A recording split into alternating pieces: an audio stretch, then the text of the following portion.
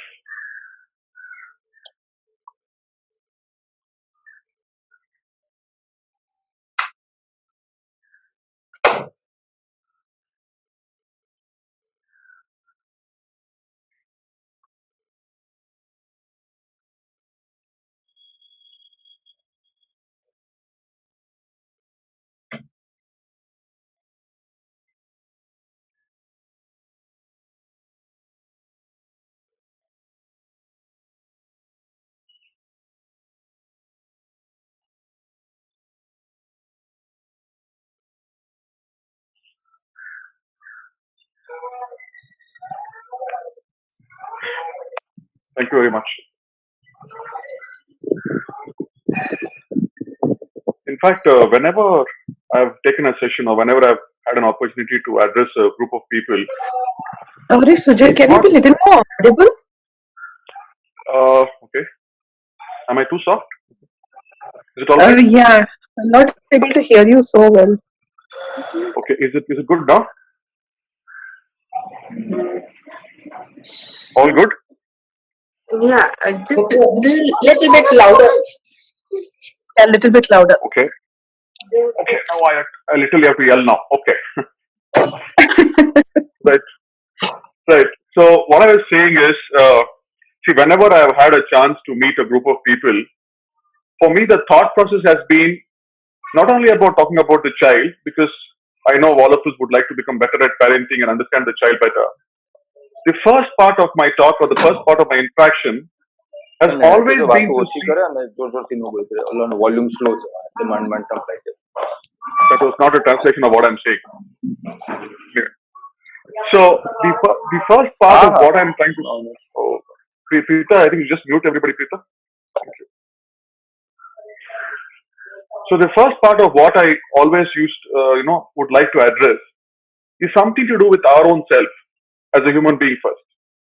Now, why is it I give so much of importance to that is only when we are able to become better human beings, the way we express ourselves in anything that we do, maybe a parent, maybe a spouse, maybe a son or a daughter, whatever it is, the expression of that goodness that we have as a good human being gets translated in every action of ours or in every role that we play.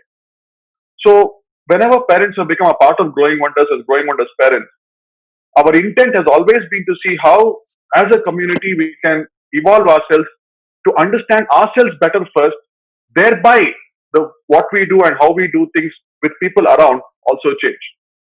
So keeping that process that I always adhere to in mind, I'll just go through a quick sharing that I want to do that is related to you, that is related to me as a person, and then we'll talk about the child and the things that we would like to do for the time to come. See, for me, folding of hands is just not a action of a greeting. It's just not an action of greeting for me. Whenever I have folded my hands, I have internally said thank you to each one of you. Now I have said this to my children also, not the children only at home, but children at school also. So when we have a meeting at Valiant children are slightly grown-up children, so they can understand. So I've always told them that when I fold my hands and when I'm closing my eyes, it is just not that I'm doing it as an action, but the thought that is going on in my mind is that I'm actually thanking each one of you for being here together as a journey. It is so interesting if you look at it. In this whole wide world that we have, you could have been anywhere, I could have been anywhere else. The fact that something, in this instance, it's a child, the fact that something has brought us together, there must be a purpose to this. There must be something that is there, that is a higher force, a higher energy, a higher source, because of which, for some reason, we have come together. And I always believe when that togetherness is there, the most of it should be made. We should try to make the most of that association that we have right now, in this instance, because of the child. So let us see how we can, what is it that we can change? What is it that we should be looking at? What is it we are, and what we should be doing is what I was, is what I really wanted to take it forward from now. Now, if you look at us, right, if you look at ourselves, in general, if you look at this, most of the time, we take things and people around us for granted. Isn't it true? We just take it for granted. We just assume that it is their responsibility.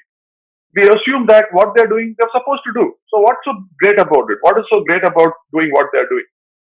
Maybe, you cook at home and you've done a beautiful dish and you serve it, and the people who are eating at home just eat it because you cooked for them. It is taken for granted. So the point is, from a state of taking things for granted, can we move to a state of being grateful? Because I think right now, if you look at the situation that we are all in, even the smallest things that we took it for granted is now shown its value.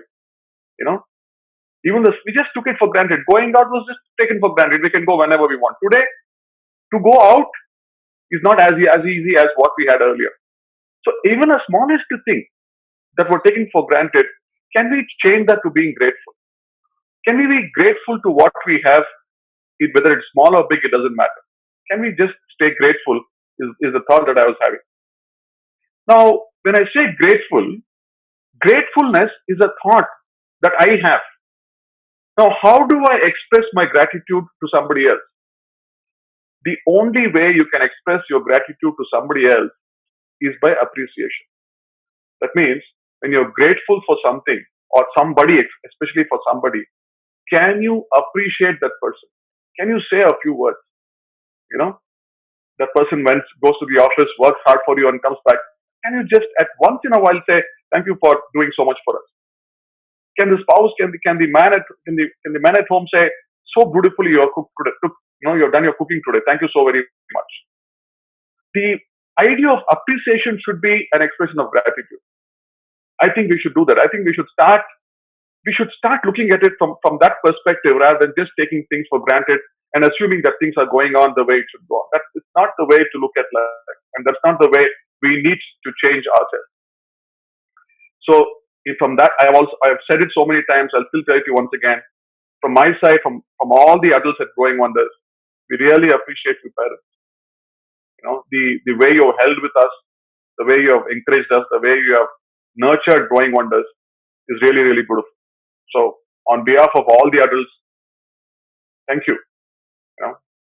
Thank you for being a parent at Growing Wonders. It does mean a lot to us. Now, the what is important is to develop that attitude. Now, once when I say it, once if we don't say it, it's not going to become a part of me. It doesn't become who I want to become. So the only thing that we should do is we should develop an attitude to appreciate. So how things are around us and how we are going to respond to it also changes them. So what I was also thinking is, one of the things is for us as teachers, right? I don't know. Maybe you should try it with your own teachers. All of us have had teachers in our growing up years for sure. You try it and see even now, however old you have become, just give a call to your teacher and say, "I'm doing good. Thank you so much for what you did for me," and just see the response from the other side. It's going to be overwhelming for them to hear your voice. They may not even remember you. They may not even know your name. They might have forgotten because so many students they would have met. But the fact that you acknowledge them makes them so fantastic, makes them so ecstatic about the fact that they were teachers for you. So appreciate, So in the same line, what I was also thinking is, what is so difficult for us to even appreciate our own teachers?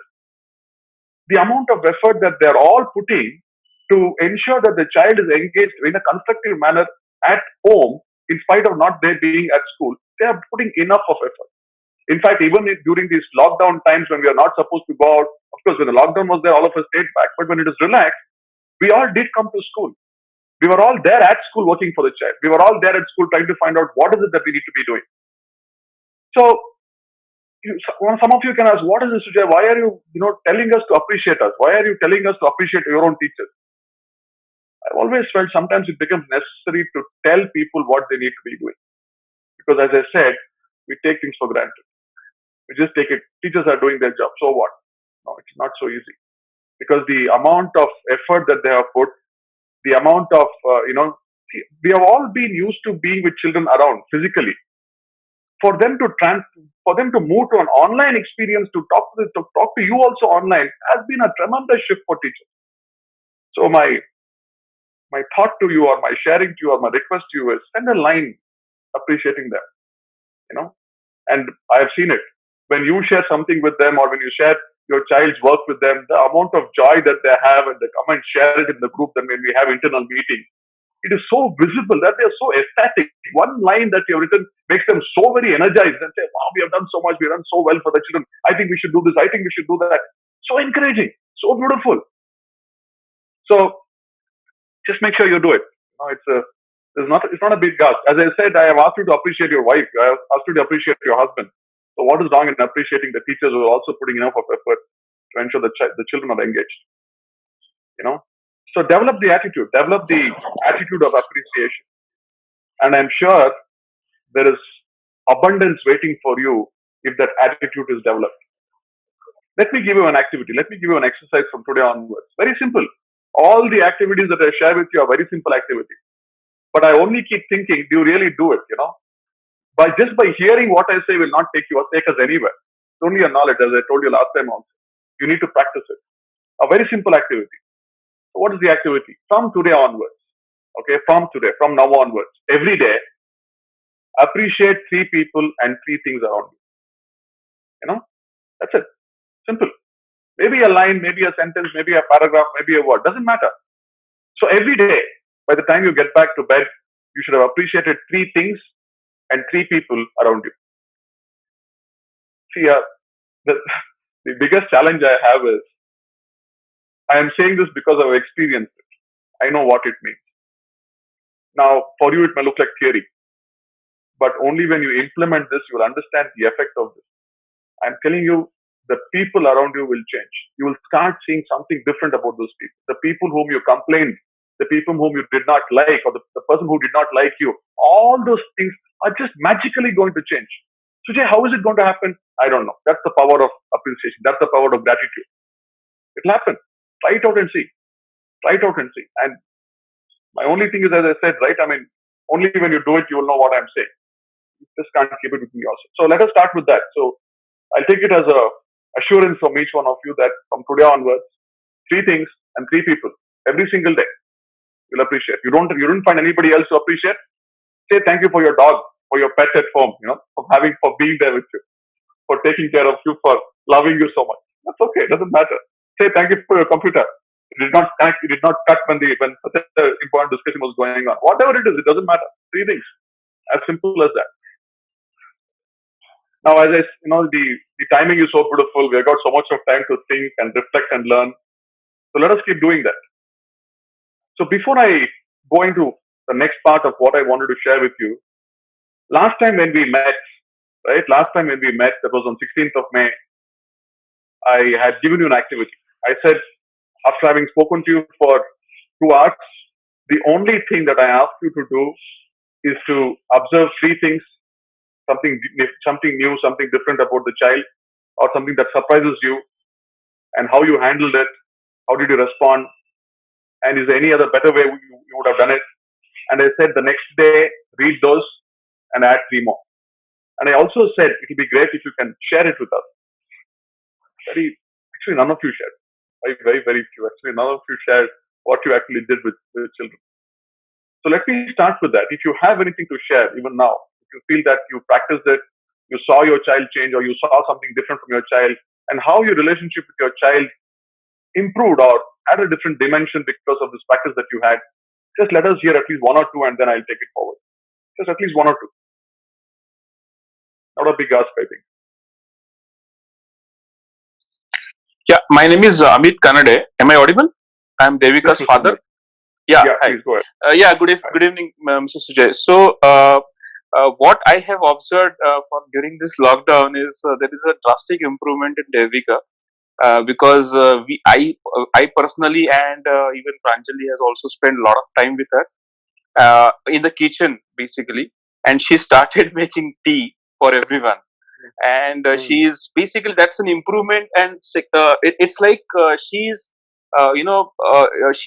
she's also understanding what are all the challenges that we are all facing.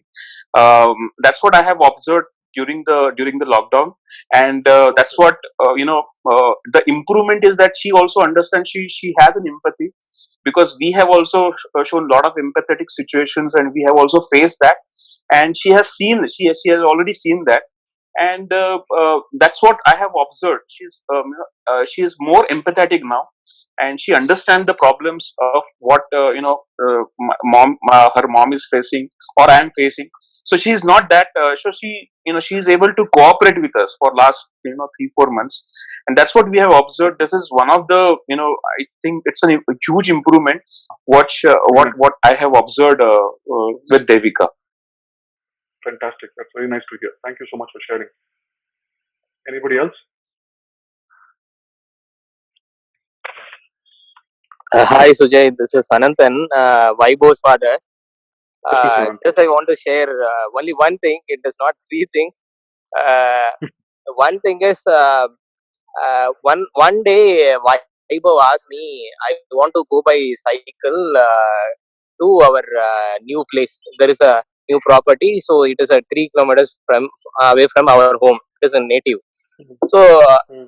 I asked him, I'll also come with you. He said, no, I want to go alone. So it is just a main road. We do not allow him on the main Mm. road. So he said, no, I want to go alone.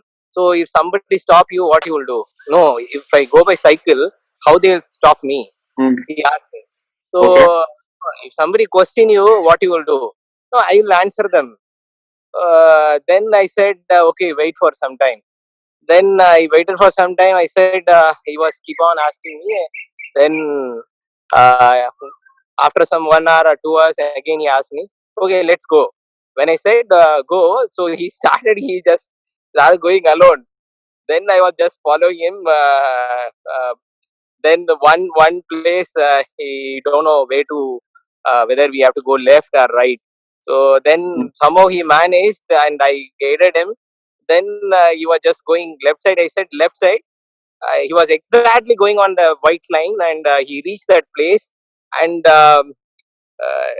everyone also questioned me. So why you are sending him alone? It is a main road. But I took a risk, and I just sent him. Uh, I don't know how it is, whether I did a mistake or is that. But for me, yeah, okay, let him go. So anyhow, we are there. Let him go. He will take care of. So this is the one thing I want to share here. Thank you. Thank you, Mr. Anand. So it's nice. It's nice to see how, as parents, you're trying to observe something different about the child, something new about the child, something that you have not given so much of attention to. So that's nice. That's nice to see how all of you are doing it. Now, there's one thing which I thought is very important for us during these times to understand about the child. See, the most important aspect in any relationship is trust. I think you agree with me, right? The fundamental, the underlying current of any relationship that can be built should be built with trust only. There's no other way you can build a good, lasting, and a loving relationship. So, if I have to define the word trust to each one of you, instead of making it very complex, just to put in a very simple terminology, especially with reference to the child, trust is nothing but holding on to what you tell. For the child, I'm not talking about everybody else, I'm just talking about the child. For the child, if you're able to hold on to what you say, then the child trusts you. So I trust a person because he does what he says. That's the fundamental thing for the child. Now, why is trust so important? Apart from the relationships that you build because of trust, one of the things that's very important to build trust is it forms the foundation of communication and sharing. That is, once I trust the person, then the way I communicate with them, the way I talk to them, the way I share with them, also the way I learn from them, all of them have a different dimension. Because now I can trust them. I don't have to hold back anything. I can be myself with that person. That is the trust that needs to be built with children. So when I trust somebody, my openness to share and also openness to listen, to take those advices also increases considerably. Now, the question Sorry to interrupt. Yeah. Your voice is breaking a lot in between. Your sentences are getting break. Okay. It is okay for us. I Yes. think not for everyone. Nikita, Okay, I so think okay it's here fine also. with all of us. Maybe some network Yeah, it's issue fine. at your end, Nikita. Okay. Yeah. Okay. Yeah, Nikita, I think check it out once for yourself, please. So the question that I would like to ask you is very straightforward, very clear. Does your child trust you? Now, does your child trust you? Simple, a very simple, straightforward question. Yes. So if you say yes to that, are you holding on? So basically, what I said, are you holding on to what you tell to the child? Now think about it. Many times, what we do is we have categories in our mind. This is small. If I don't do it, it is okay. That is big. When I do it, when I say it, I should do it. It doesn't work for the child like that. If you have to build trust for the child, everything that you say, irrespective of it being big or being small, it has to be adhered to. Getting a chocolate when you told the child, I'll get you chocolate while coming back from office, is as important as telling the child, I'm going to take you for a summer vacation to a holiday in summer. You can't tell the child, you know what, getting a chocolate is so small, going for a holiday is so big, that I will do, this I forgot. That logic is something that the child can understand.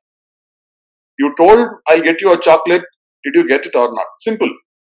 So you can't tell me that something is big, I will only follow that. Something small, I will say, if I don't do it also, it is okay with the child. No, it is not okay with the child. Because the child is trying to just find out whether you are going to keep to what you say or not. And even if you take them for vacation, you'll only take them for vacation once in a year. But smaller things that you do is throughout the year. So they matter. They matter a lot. So I want you to evaluate yourself. Suppose you say, Sujay, no, my child trusts me a lot. My child is completely in trust with me. Whatever I say, he trusts me a lot. I'll give you a self-evaluation so that you can do it today or you can do it over a period of time. You'll know it yourself because none of us will be able to do it for you. The self-evaluation is, if the child wants you to reaffirm what you have told, how does he do it? He usually says, promise. So when you say something to the child, if the child says, promise mama, will you get me? Promise papa, will you do it? That means to say, the child is not trusting you. Because if he had trusted you, there was no need for a reaffirmation to come to you as the word promise. He would have just said, Papa, will you get me a chocolate? Okay, thank you. That's all. He would not have said, Papa, will you do it? Promise? Mama, will you do it? Promise? So the evaluation for you is, just check the number of times your child asks you to promise something when you say something to the child. And my request to you is, over a period of time, start making sure that the child does not need to ask the word promise to you anymore. The child should, when you say something to the child should know that you mean it and you will do it. It does not mean whether it's an eraser to bring back home, chocolate to bring back home, or maybe a big bag that he asked you for shoes or whatever it is. The child need not ask you, Papa promise, Mama promise, should not be necessary. So that is your test. You see over a period of time. And when you reach a stage when the child no longer requires you to promise him to do something, that is when the child trusts you completely. And from that state of trust, the way you're going to communicate to him, the way he's going to communicate with you, the way he's going to listen to you, the way he's going to take your instructions are all going to be so very different. But you have to start that activity from now on. You have to start the journey of making sure the child does not need a reaffirmation from you to say promise. So that can be another exercise for each one of you. I think every time we meet, I'm giving you one tip to become a better person, to become a better parent. I only hope that you are all following it. And believe me, these children at this age, whatever you do, it has a huge impact when they grow up. Many times I've repeated it, and at the cost of repetition, I'm telling you also again, the challenges that one faces when the child is a teenager starts developing from now on. You cannot do anything when the child is 13, 14. If you want your child to be close to you, to communicate with you, to enjoy your company, to share whatever they want, whatever they're going through, the only way you can do it is to start it from now on. Don't come back then and say, what do I do now? Nothing can be done then. It becomes very difficult. It's your choice. It's your choice that you make at every stage. So all the best. So make sure that the child does not need to ask you promise whenever you say something. See, another thing that I've also observed is a couple of times I have been a part of the sessions that was happening. In fact, the earlier session that Padmasri took regarding the way we are going ahead, I was also a part of it, of course, in the incognito mode. So I was basically not visible, but I was only seeing what was going on. It was very interesting to see how both the father and mother are getting involved. It's beautiful. I think last time also I said it, and I also repeat it again. It is very nice to see how both of them, to a very great extent, they are also getting involved. But it's nice. So the participation is good. Now, from our effort side, see, if you look at it, the very fact we looked at Montessori was because Montessori is an experiential learning, right? It is a learning that happens by touch, by feel, by looking at it, by seeing it, by feeling it, by touching it. So it's an experiential learning concept. The entire activities of Montessori is an experiential learning. So for us to take it from such a state where concrete experience is important to another extreme where we are going online, even with you when we went online, the challenge was enough and more for us to find out what is it that we can actually give it to you so that we don't miss out on the child's learning, as well as to hold on to what is possible to be given. So that was enough of effort that was put behind, that was there in the mind, so that we do the best for the child at that point in time. So what are we doing now? We are just trying our best to adapt ourselves to the current situation and give you those materials which we feel is relevant and okay for the child to work without actually feeling it, without actually touching it. In fact, there are many things that are going around, and I'm telling this to you so that you don't start using it.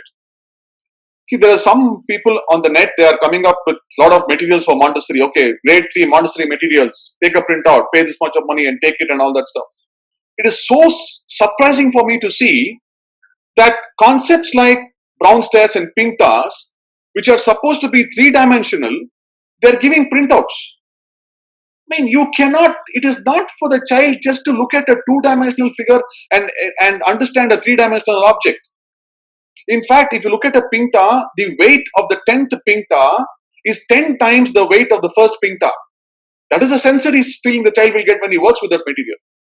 We can't take printout of pink towers and printout of brown stairs and expect the child to understand the concept. So people have gone to that extreme, forgetting that it's only an idea that they're giving and not an experience for the child.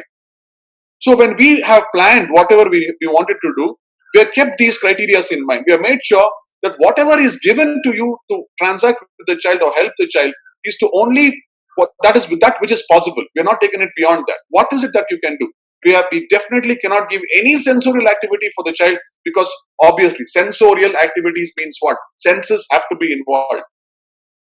Especially when you come to these things like pink towers and brown stairs and stuff like that. The other thing that we have also always kept in mind, which you should also do it as parents at home. I think when we had the first interaction itself, I would have said this if the orientation was there for new children also, is the key for any success of any child or any individual is to make them independent. So even when the children are working, you should see that they're independent in working. So the independence of the child, the way the child works, should be at his pace, at his interest, and being independent on what he's doing. Okay. So from our side, we are just trying to replicate a Montessori environment, and that's why we called it as Take Montessori Home Program, wherein we are trying to give you what we feel is relevant that can be translated at home. Now, if you look at Montessori, this is a little technical thing, but I'll still share it with you for you to understand the whole picture of what the idea is all about. When we look at a Montessori environment, right, there is something called as 3 agents of Montessori. Now, the first agent is called the prepared environment. That is the place where the learning materials are all kept in a place. That is the prepared environment. The second one is scientifically designed materials catering to the specific developmental needs of the child. So first is the environment itself, how the environment is placed, how spacious it is, how airy it is, what kind of light we have got it there, how colorful it is, how attractive it is for the child. That is the environment. The second one is the materials that are placed inside the environment where the child has a developmental need that can be fulfilled when those materials are used. The third agent is the trained adult. So only when all the 3 aspects of it, the environment, the materials, and the adults, when all the 3 aspects of it come together, then only it becomes a Montessori house of children. Because everything works in tandem. They work together. We just cannot have Montessori materials and not have a prepared environment for the child to learn. We can't have both of them and not have a trained adult to learn. So it's not possible just to look at one aspect of it and say we are trying to replicate it at home. Now I'll take one by one and I'll suggest what is it that you can do at home to make sure that we replicate this 3 agents as much as possible in your own environment. So the first agent, prepared environment. I think last time Padma Shri did mention to you very clearly that create a space for your child. She said, create a Montessori corner for your child. So just to add a bit to that, what I would like to say is, in fact, I wrote this and then I changed it. My first sentence was, provide a corner for your child. Then I changed it to, choose the most beautiful space in your home and give that space as the Montessori corner for your child. Because the minute when we say give a Montessori corner for your child, I don't know how many of you will be prepared to give the child a space in the living room, because that space has to be clean according to you. Everything should be neat. When somebody walks in, they should not be able to see anything there. Everything should be neat and fine. But what if the child prefers to work there? So can you prevent? So the most beautiful space, it is not the space that is left over or some space which is in the corner where nobody goes. It's not that space which you need to give to the child. You need to give the most beautiful space in the environment where the child can work. See, that's how I have not seen any parent who wants to give something less than the best for the children, isn't it? We always want to give best for the child. So why not in terms of space? It's okay. And now though nobody's coming home and nobody's going out of the house. So it actually doesn't matter if the living room is a space where the child is set up as a Montessori environment. So it is fine. Absolutely fine.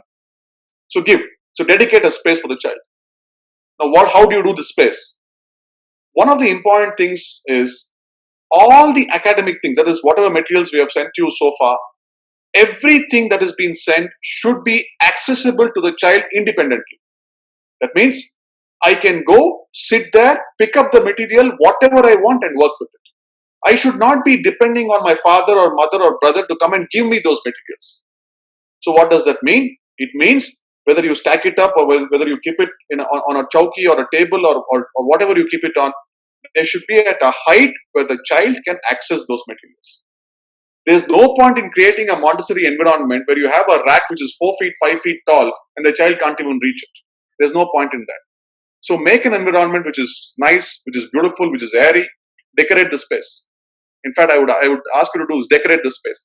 See, you should do this and see how excited the children are going to be. Involve them. Involve them in creating the space for themselves. Ask them what is it they want. Do they want a plant to be kept there? Do they want one fish tank to be kept there? What is it that they want to do? Do they want a small bowl of fish or a small bowl of something? What is it they want? How is it they want to create that space? Talk to them. Create a space. Keep a mat, a chowki, all your writing instruments, everything should be accessible to the child in that space. The child should be prepared to work in that defined area. And more importantly is, every week now, just the way you would like to decorate your home differently, every week change the space in the way the space looks. Maybe you want to add a flower vase there. Maybe you want to add some drawing there. Maybe you want to add some kind of a paper made whatever. Maybe a origami you've done. You want to paste it there. Whatever it is, it doesn't matter. Try to keep on adding interest to the space so the child starts feeling this space belongs to me. I own this space. I work in this space. And you see how beautifully they'll work. It's so fantastic to see children owning a space and working. And then what also happens is keeping that space clean also becomes a responsibility. After having said that, let me also put it this way. If that space is not clean, just tell the child to do it. You please don't do it. The whole purpose is lost. You're not making the child independent. If that space is given to me, I have to keep that place clean. That is, as a child, I'm saying. So if I don't keep it clean, you should make me keep it clean and not do it for me. And it's okay if it is, the only thing is we always get very paranoid if it's not done immediately. The child will definitely do that. So keep adding something. Make it interesting. So the second agent, so this was about the first agent. The first agent is about the prepared environment. A prepared environment is all the way the whole thing looks, aesthetically designed, aesthetically looking, attractive in its own sense. Attracting, calling for the child to come and sit in the space. That is what you need to create first. So the second agent is the prepared materials. So Montessori materials are what is shared along with the worksheets. I think we already kept sharing those Montessori materials with you. As I already said, there are limitations. Keeping those limitations in mind, we have shared materials which are relevant, which the child can use. Also, preparing the materials takes time and has to be done with precision. So if you have any materials that has been sent to you, see, one thing in Montessori, if you look at it, right, anything that is offered to the child should be precise. We can't do it because it's the child. How will the child come to know? It is not true. You should actually see it. When the child is trying to arrange these tertiary color tablets, they are so subtle in their color variation, only the child can find the difference. As adults, we will take much longer time to even pair those very subtle differences in colors. So what does that mean? That means the child has got an intent, or they are aligned to precision. So even if you have to cut rectangles or squares, I think we have sent you mobile alphabets, whatever has been sent to you, to cut it in the perfect rectangle makes a lot of difference for the child. We just can't cut it the way we want it. So there is precision, there's effort involved there. It has to be perfect. It has to be anything that is offered to the child should be at its best. It can't be a compromise. It has to be at its best. Doesn't matter what the child is going to do with it. You have to give it at the best. So please do that. So what I also would like to add to this is, because of these limitations we have, the number of concepts we can offer to the child at home also gets limited. So please don't think that only these concepts are there. What is it? Why can't we go beyond this? We can't go beyond this because of the limitations of the concept that we want to offer. Right now, we cannot offer dynamic part material for the child, because that material is a big material to be used. How to give it to the child? How to offer that, because it's an experiential thing. So we will not be able to give it to the child. So please understand, whatever we are sharing is by that limitation. So even if it is repetitive in nature, right now there is no choice. We have to ensure whatever we give is what the child can work with. Okay. Now, when we talk about the third agent, now the presentations that we give to the child when they are at the home of, when they are in school, when they are at the house of children, are by trained adults, obviously. Now, when presentations are given, it is just not the concept or the idea that the child is absorbing from us. The child is absorbing much more than that. The way you talk to the child, the way adults respond to something the child does, right or wrong, the way the child is being encouraged to take some other material and work, the way the child is encouraged to work with the material for a longer time to understand the concept. All these parts become an activity of a trained adult. So it is not just working with the material and getting the concept right. It's also about how and what, along with it, the child will be able to observe. Now, at home, what is very, very important for you is, when materials are given, it is given for you to help the child. So if a child is having a challenge in working with those materials, you're supposed to use those materials. And since the adults have already showed you what is it that needs to be done, how it should be done, you're supposed to I'll repeat the word. You're supposed to help the child. Now, for the benefit of most of you, let me define the word help. There's a huge difference between help and interference. Now, what is the difference? Help is when you do something for the child which the child cannot do. So, help is the child cannot do it. Then, when you do something for the child, that becomes help. But what is interference? Interference is the child is capable of doing it, but for various reasons, you're in such a hurry to finish it, you go and do something with the child, you're not helping the child, you're interfering with the child's developmental need. So if the child can do it, and if you are doing it for the child, that is interference. If the child cannot do it, and then you're doing it for the child, that is help. Now to get back to you with the environment, the child can keep the place clean. If you do it for the child, are you helping the child or are you interfering with the child? You're interfering with the child. Because the child is capable of putting things back in its place. So don't think you're helping the child, you're interfering with the child. So be aware of this.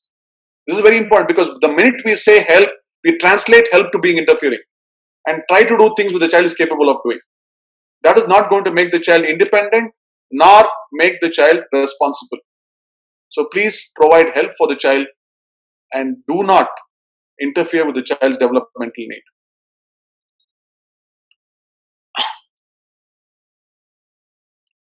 See, some of the things is, just to give you an example, say when the child used to come to us, just to let you know how we would have functioned in the environment, is when the child comes to us with a spelling error or whatever, what we've only said is go and check. We would not say anything else. We'd just say go and check. Because the child is capable, maybe he has slipped his mind, we don't sit and write the spelling immediately. We ask him to check and come back to us. So the child can but was unable to arrive at the internet. And also when we give any aspect of math to the child, okay, maybe we're given a problem to the child and the child is working with a math problem. So if he gets the outcome wrong, that is if he gets the result wrong, the only thing it has to do is just go and rework and come back. That's all is required. You don't have to work and give him the answer. The answer is a result, which is the last thing anybody can get. It's not a difficult thing to get, but the process is important. So just help the child and don't interfere with the child's developmental needs. Now, the other important thing is, most of the time, the materials that we use are self-correcting in nature. In Montessori, one of the advantages is the materials are self-correcting in nature. So, what does self-correcting means? For example, let us say I don't know if we have shared this with you, but still I'm just giving you an example. Say there is something called cards and counters. That means we have got cards of 1 to 9. And then we have got, whatever, you can have pebbles or you can have whatever you want, some quantity that the child can count and keep it. Say the child has started keeping the materials. He keeps 1, 2, 3, 4, 5. Let us say we'll only take up to 5. Easy for me to explain to you. Say he has kept 1, 2, 3, 4, 5. He has taken 5 units of something and kept it as 5, 4. He's gone on doing it. Maybe when he came to quantity 3, instead of keeping 3, he has kept 4. So actually 1, 2, 3, 4, 5 is there as numbers as written. He has got quantities. When you add 1 plus 2 is 3, 3 plus 3 is 6, 6 plus 4 is 10, 10 plus 5 is 15. So you've got quantity of 15 on the other side. So he has put 1 correctly, he has put 2 correctly, instead of 3 he has put 4. So instead of 4 he puts 4. When he comes to 5, he realizes something is wrong here. Because he has already put more for 3. He has already put 4 for 3. And now he finds that there's something wrong. He's not able to match it out. Then he corrects himself. So what is important here? What is important is you have to wait till he comes to 5. If when he puts 4 as a quantity for 3, there itself if you jump and say, oh my God, how could you put 4 as against 3? Look at the number. What comes after 2? What comes before 4? Don't you think it is 3? If you start doing all that to the child, you're not even allowing the child to self-correct himself, which he would have done it anyways. In fact, this is such a beautiful example that we had at school, when we were working. So this child is working with number rods. So number rods, I don't know how to explain to you, but anyway, there are rods which are, okay, in fact, it seems it's been given to you. So the number rods are rods with 1 to 10 that are there. So they have to put it in sequence. So this child, what this child did was, instead of putting the rod number 5, the child put rod number 6. And then he continued. And somewhere when he finished the activity, he's wondering, what is this one rod doing here? Because it's not fitting anywhere. He can't put it after 1 because it's too long. So, and he had to use all of them. So this one rod is extra and he can't put it after 1 because it's really long. 1 is short, 5 is 5 times that. So then what he did is he just moved everything, trying to see where it fits and then put it in the right space. It happened. Why? Because we did not interfere with him. We allowed him to finish the activity, and when he revisited it, he understood where he had gone wrong and then corrected it himself. So please wait. When the children are doing something, let them do it by themselves. After having said this, let me ask you something. What happens if he still gets it wrong? What happens? Anything major? Anything major disaster is going to happen if he doesn't get it right, even at the end of it? Nothing, no. It's absolutely fine. He will learn it. Children are there to learn. They will learn it. So don't get paranoid if he does not get 4 quantities to the number 4. Even at the end of it, if he got it wrong, it is still fine. It is still okay. It doesn't matter. The vocabulary that we would like you to use is, please don't tell the child you're wrong. Tell the child to go and check it. Now, many times it's so strange the way we use words. Many times we say you are wrong. Was he wrong? Or was she wrong? Or what they did was wrong? I think it is what they did was wrong, right? It is not that they were wrong. I have not come across any human being till today who will do something wrong knowing it is wrong. They will do it and then they'll realize it is wrong. So please don't point at the child, point at the actions of the child, whatever it may be. You should, please, especially when they're doing activities with whatever we are given to you, you can always tell them, please go and check, rather than saying you are wrong. Don't point to the child at that. And also, the other important thing is, always tell the child what to do rather than what is done. You should tell him what you have to do. You can only tell him, okay, you have put 1 to 5 here, you have put quantities, why don't you go and check it again? That is a constructive way of helping the child. Rather than saying, what have you done? That's not going to help him at all. He does not know what he has done. That's why he has done it. Maybe he has done it wrong because obviously he does not know it is wrong to be done. So the only thing that you can do is tell the child to go and check. Then he will be able to correct it by himself. Another example I thought I'll share it with you is the spellings is becoming a big thing. Children are not writing proper spellings. The spellings are all over the place. What do we do? How do we correct it and all that? So let me put it in a different thing for you. See, for us, right, even at Growing Wonders and at Valiance Academy also, whenever the child does a spelling mistake, the only thing that we have done, which we would like you also to do, is to probably underline the spelling and ask the child to check the spelling and come back. That is fine.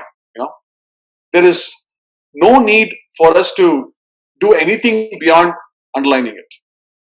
Now, at school, I'll tell you this is a much bigger idea that is there in our minds, but I'll share it with you to understand where we are coming from and what we are thinking. At school, I have told the adults, let the child not erase the spelling mistake that they do. They can write the corrected spelling next to it or below it or in the margin. So there's no need to erase anything. Now, the idea or the bigger picture that we have in mind is, even in life, when you do a mistake, you can't erase the mistake. You can only correct that mistake. That is a bigger picture we want the child to understand. So please don't think these actions are very small in nature. They will have their impact on this young child in a very different way. So very carefully we have thought about these things. It's a very planned, categorically decided activity or a response that we give to children. So when the child understands, when I do a mistake, I can't erase it off. I can't just rub it and say, okay, I'll write the right. No, you cannot do it. In life, you cannot do it. Right now, when they grow older, obviously they'll erase. Valiant children, now they erase. Valiant children, talking about children who are 6 years and above, when they are in elementary, for grade 1 and grade 2, they'll erase.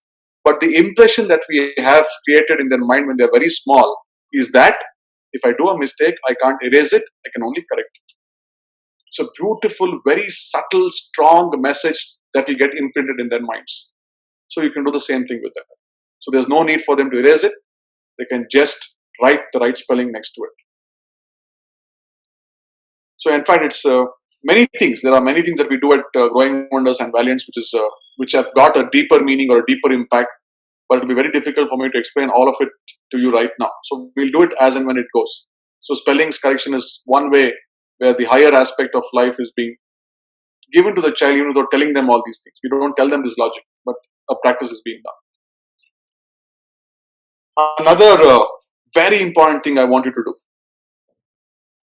allow the child to be different.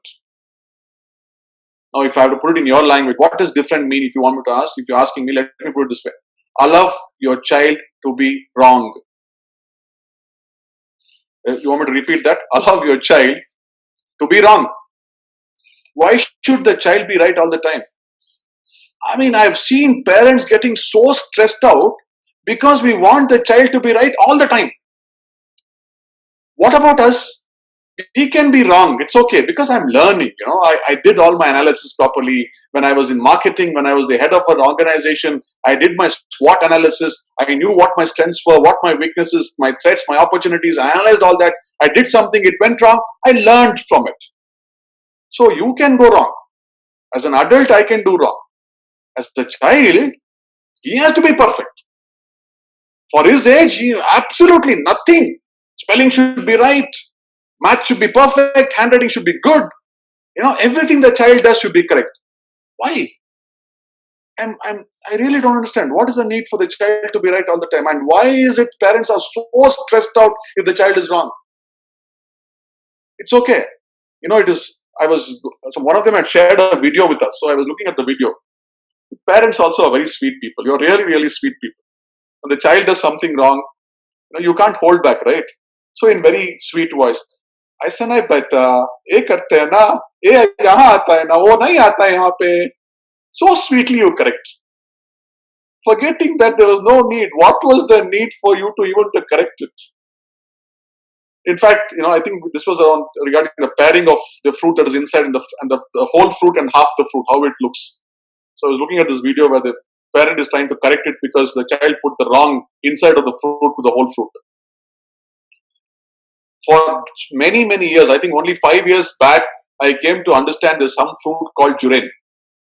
Okay? And the inside of the fruit, the damn thing actually looks like a jackfruit only. So if I was given an inside of a fruit and the whole fruit, I would have never matched durian to the inside of the fruit. I would have probably matched a jackfruit to the inside of the fruit. So even now I'm learning. Even now I'm going wrong.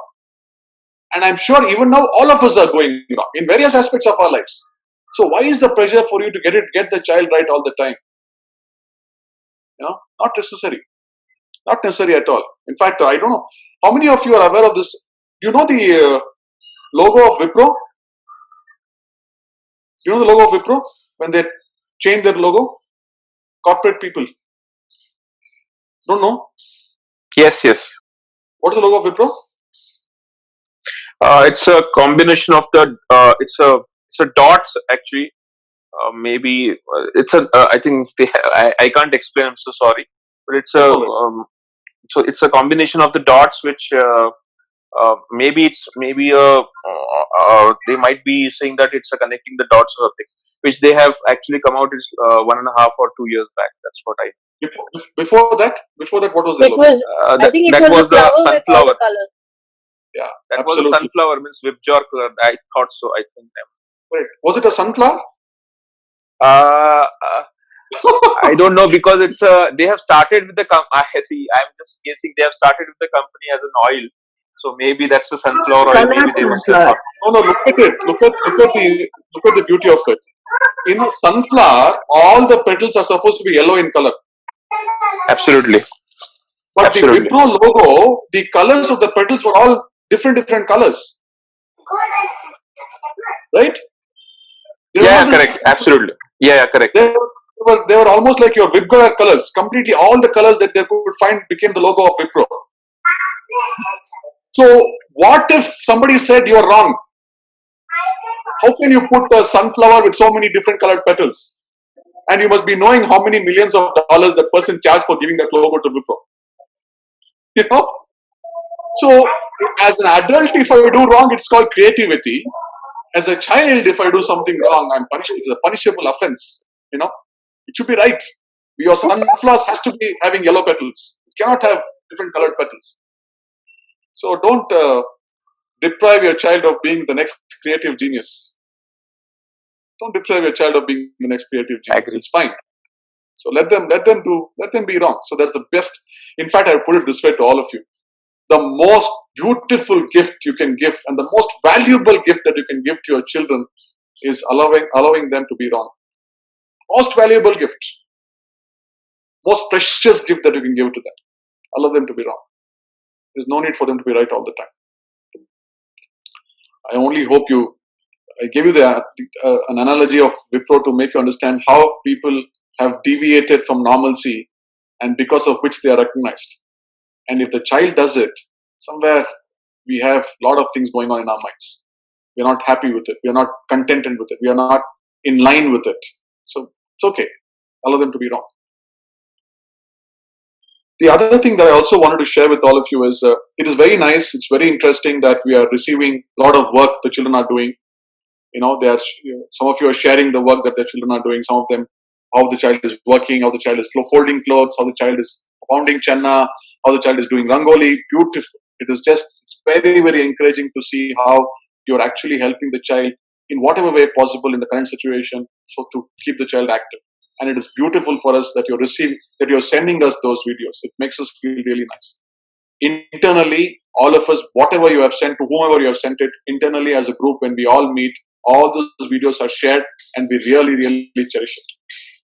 Let me add something to this. In spite of it, we cherishing it, the instructions I've given to all my adults is they will not respond to it.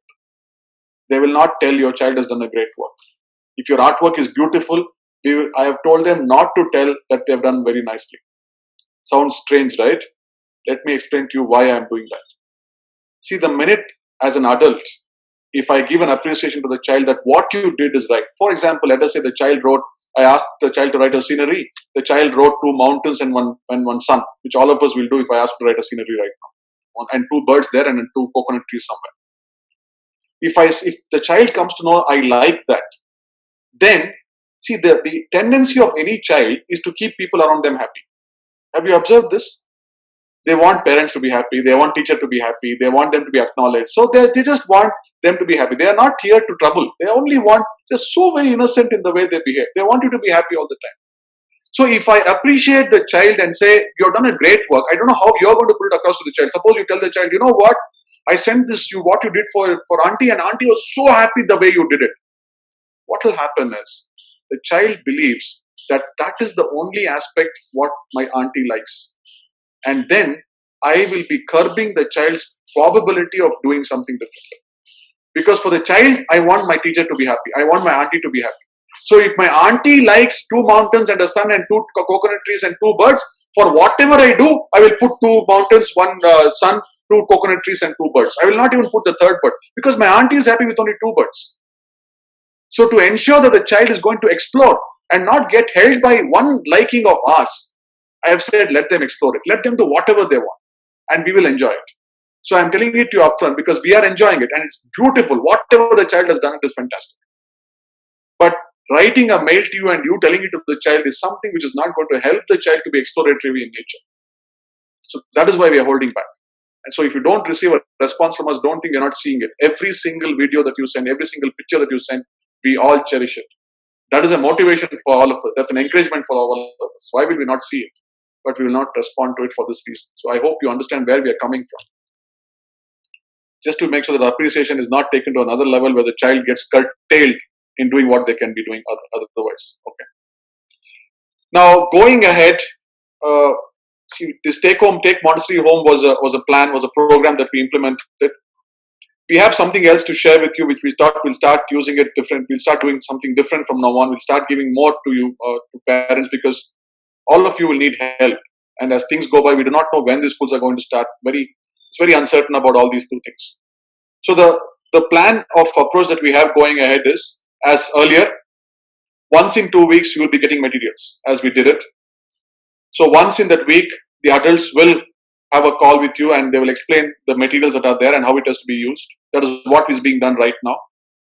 The third element that we would like to add is once in a week, that is in those 2 weeks, once in those 2 weeks, you can also have a talk with the adults.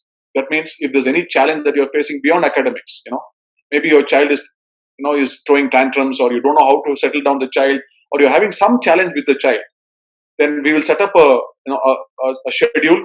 You can give a call to the admin, take an appointment, and they will schedule to all the adults, because whatever adults we have to schedule those adults.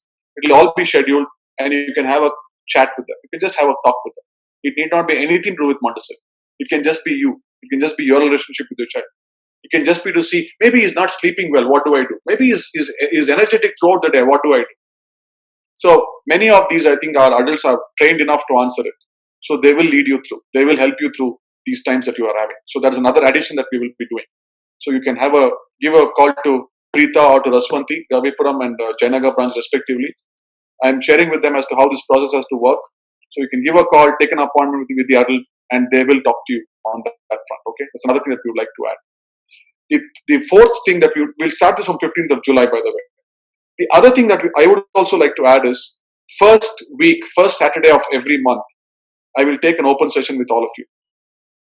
Okay, because I also know that because we have been talking all the time, I've been sharing some things with you. There may be many things in your mind that you want an answers for. We do not know right now. So I'll be with you, as a team, as Padmashree and myself, we will be with you every month on a Saturday. We will have a call. Maybe the same time we can keep, if it's convenient for all of us, 4:30 we will keep. So we will connect with you, and it will not be sharing from our side. We will just take questions from you, and then we will answer it. The only request is you should have at least 30 participants in that. As a parent community, you can get 30 parents and talk to us. Let me extend one more thing. It is not only open to Growing Wonders parents. We will keep it open to any parent who wants to be a part of this forum. So the idea of Growing Wonders has always been to help the child.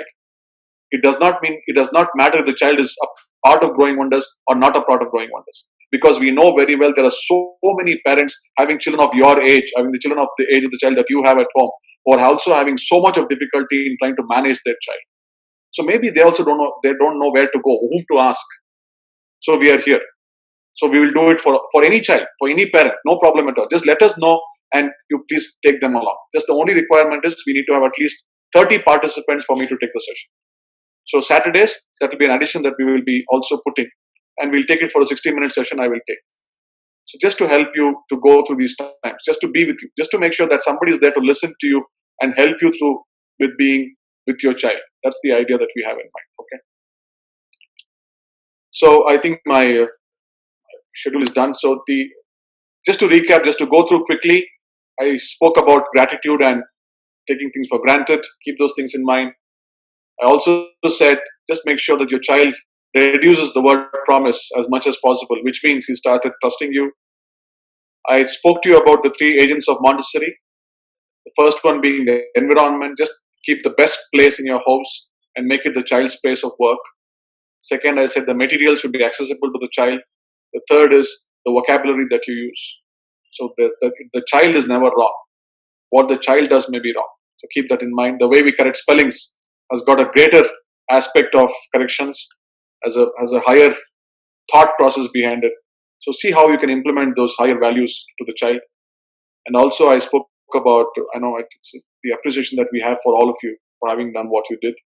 And I have also explained to you the way ahead. How is it that we are going to be with you till the time the school opens up, till the time we are going to have children back at school. Okay. So thank you very much. It is for me always lovely to be in touch with parents, talk to you guys, share what we know and help you to be with your children and help you also grow personally. Thank you so much and love you all. And if you have any questions, I will take a couple of them. Thank you. Thank you so much. Or even anything to share, please. Couple of questions, actually. Yeah. Yeah. So you talked about trust. So this is Ranjita, Maitri's mother. So you talked about trust and children trusting parents. So when kids lie, is it a sign they are not trusting you enough? Absolutely. Okay. Because, see, I'll tell you something. This is a very interesting thing. I could probably take another session on lying itself, but just because you have brought it up, let me put it this way. See, children lie only for one specific reason. Because the way you have responded when they did something wrong was so very startling for the child that they don't want to tell you the truth again. Okay. So the responsibility is, how are you going to respond to the child when he does something wrong? You know? So suppose he's walking with a glass of water and it falls down and it breaks. What are you going to do about it? So the way you are going to respond to that will determine how he is going to tell you the next time when it happens. He will only say, I did not do it. Because he knows how you're going to react, how you're going to respond. So absolutely, I think it's a very good point. The child lying is basically because they are very, very skeptical about how you're going to respond to it, and they don't trust your behavior sometimes. And also, consistency. Once, because they were all relatives at home, you didn't want to yell at the child, so you kept quiet in spite of you dropping the glass. Second time, when he dropped the glass when nobody was there, you jumped upon him, So there's no consistency. The child doesn't know what is your mood, whether you really like my action or not. I don't even know. Just be aware of that. It's a nice question. Thank you. And another one. Yeah. You spoke about. Sorry. So you spoke about creating a space that is attractive to the child or that appeals to the child. What if the child wants to listen to music while she works with the material? Please. Is that okay? Absolutely fine. Brilliant. You give it to the child. Okay. And also when it comes to the work itself, the child doesn't want to repeat a particular work. Once done, she feels that she has learned it. She doesn't want to try it out again. So over there, do you expect or do you ask the child again to repeat it? How does this work? Okay. See, there are two things. First one is, I'm not repeating it because I know it.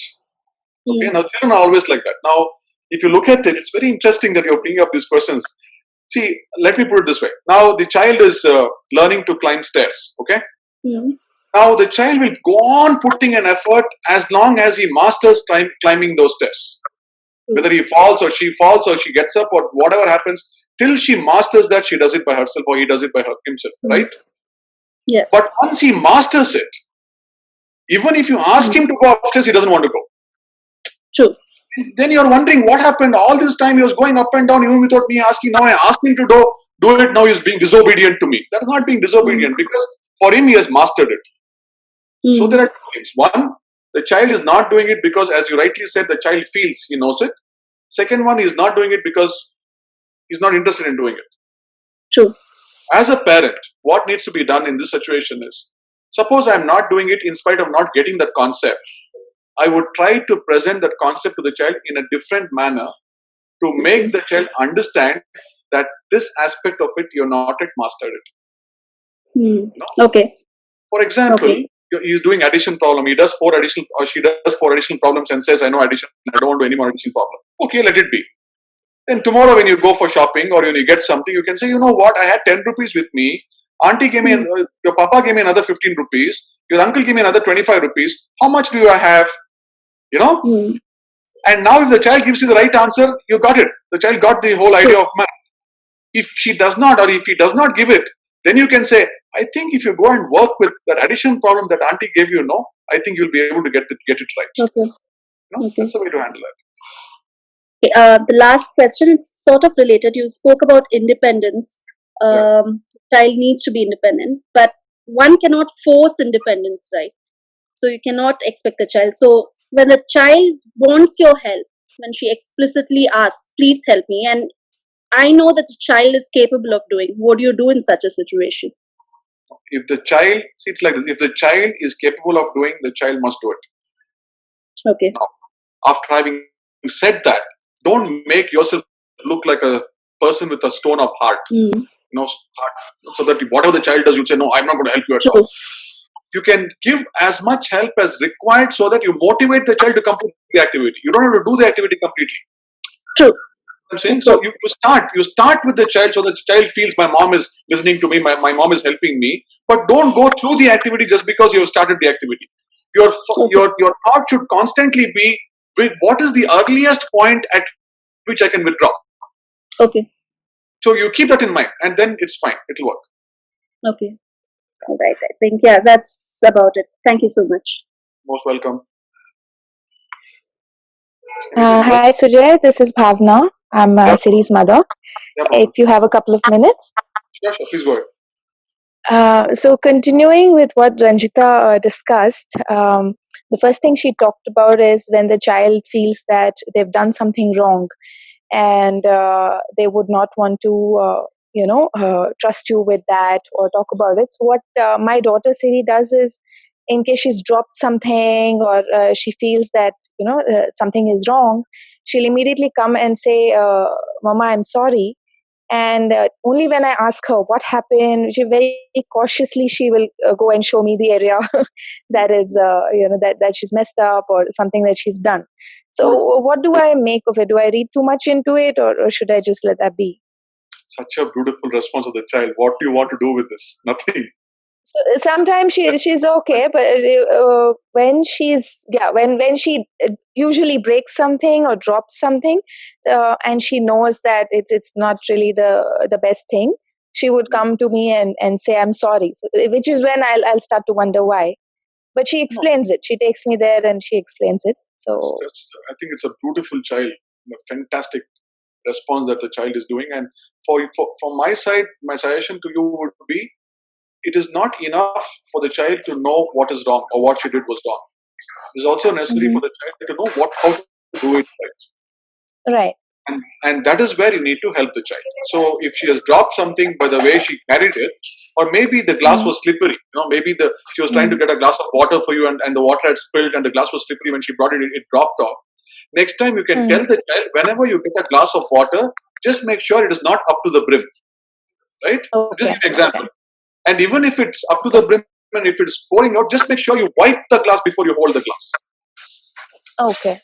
So you're helping so sometimes Sometimes what happens is she gets so upset by it that she would have tears in her eyes. And when I see it, then I just to calm her down, I'll say, you know what, let's just clean it up. It's not such a big deal. So we both would take a cloth and clean it up and she'll feel better. Yeah, but it does tend to upset her. It should. See, these are all very natural consequences of my actions, right? I have done something wrong. I know it is wrong. I'm feeling bad about it. Absolutely normal. Let it be. Don't tell the child, no, don't cry. It's okay. No, it's not okay. You have dropped it. It's not okay. You should have been careful. That is a fact of it.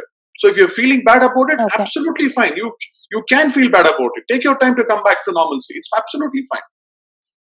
Okay. So if she has there's another thing. Let her do it. Yeah. Okay. So if we talked about independence and all of that, I find that certain activities like coloring or writing, she's not very inclined to it. She says she finds it difficult. So only when I encourage her, say by hand holding her and making her write or color or participate in the coloring, is when she wants to finish the job. Otherwise, she's more inclined towards outdoor activities or the other sensorial or more practical activities that is given to her. How old is the child? Sorry? How old is the child? She just turned 4 a week ago. So yeah. See, some children do have. They're not very interested to write because it requires a lot of effort, right? You have to sit down, you have to hold the pencil, you have to write. So it takes time for them to get used to it. One thing, yes, the child has to read and write. That's the given. There's no choice for the child to start writing. So what I suggest is you sit with the child and do coloring of your own. You don't do it for the child. And please do not hold the child's hand to do something. That's not the way to do it. Why are we holding the hand for the child? We're holding the hand. I would hold the hand just to make her feel that I'm there. But then she's the one who's writing. Another strange thing is she would not want to write on the book. But if we are just drawing something on the floor or on the ground with a chalk, she finds that more interesting to do. Let her do that. So she wants to write 1, 2, 3 on the floor, but she would not want to write it on the book. See, this is so nice to see. If you understand how the child is developing, right, it is so beautiful. Some children are always wanting to do something bigger. They want a bigger canvas to write. Mhm. Okay. Now a page is a very small canvas for me to express myself. Mm. So for this child, right now, her need right now is to have a larger canvas, which is the floor maybe, for her to write on a chalk piece, a piece of chalk, right? Right. So it's fine. Let her do it. Let her do it for some more time. They will move. They will, eventually move to writing on a piece of paper. They will do that. But right now, when they have that space, let them do it. In fact, it's nice for me to share this with you. My children are, when she had the exam, my first child had got the exams in second PUC. So what she did was we have a basement which has got a flooring which where somebody can write. She's in second PUC, yeah. So she asked me for a box of colored chalk, piece of chalk. So we got her a colored piece of chalk. The way she prepared for her exam is the entire floor was with formulas. A child at second PUC feels that is the canvas. She said, "Papa, the only way I can remember is when it is big. I can't write on a book and remember." So the entire floor she had written formulas and written that and this and all that. That's how she learned. That's how that was her way of remembering something for her. So it's fine. Their pace. Yeah. Right? Yeah. Okay. That would be all from my end. Thank you. Okay, there's a question which says when the possibility of opening schools in October. It looks like that for us, but preschools, we don't know. October seems to be a very positive way of doing it because people are talking about some vaccine being developed now and all that stuff. So let's hope it happens. We are also wanting to see children and have them with us. It's really, really difficult to be without children. You guys don't understand. When we have so many children around us, the joy that we get when we get back home with all the pranks that they've done, the way they have spoken to us, the language that they've used, it's so beautiful to be with them. We're also missing all of them. I'm sure it will, by October, something should happen. Let's see. Okay, thank you so very much. It was lovely talking to each one of you. Have a great life. Enjoy yourself. Have a fantastic time with children and love you all the time. Thank you so much. Bye-bye. Thank you so much. Thank you. Thank you. Thank Bye-bye. you. Thank you so much. Bye. Thank you. Thank you. Bye-bye. Take care, guys. Thank you. Thank you so much, sir. Thank you. Thank you.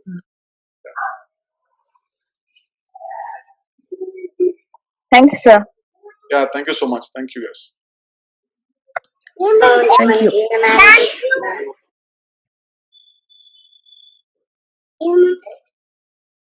Yeah, anyways, budget class was very nice. Children also are sitting there. It's so nice. You want to say something? I don't have any time to write. Bye. Bye. I don't listen. We'll all see you soon. Bye-bye. Thank you so much. They're all there. Oh, she's with the sister also. How are you? They are all doing fine. Thank you. Bye. Bye. Take care. Love you so much. Bye-bye. Bye, Padmashri auntie. Hi. Thank you. जल्दी बोल. Hi, Padmashri auntie. Bye. Hi, Padmashri auntie. Hi. Hi. Hi. I don't know. See you. Hi. We'll see you in, You want to say bye? we'll see you in Bye. soon, okay? So Okay. Bye. We're also happy to see you both. Stay safe and have fun. Bye. Take care. Bye. We'll see you soon. You soon. See you soon. Yeah, see you soon. hi. Bye. Hello. Love you all. Yeah.